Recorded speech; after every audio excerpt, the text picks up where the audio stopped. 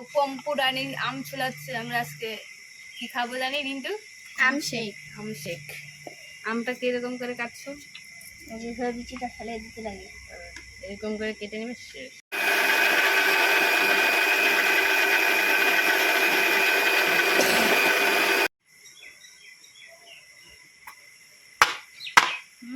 সেই কাটা।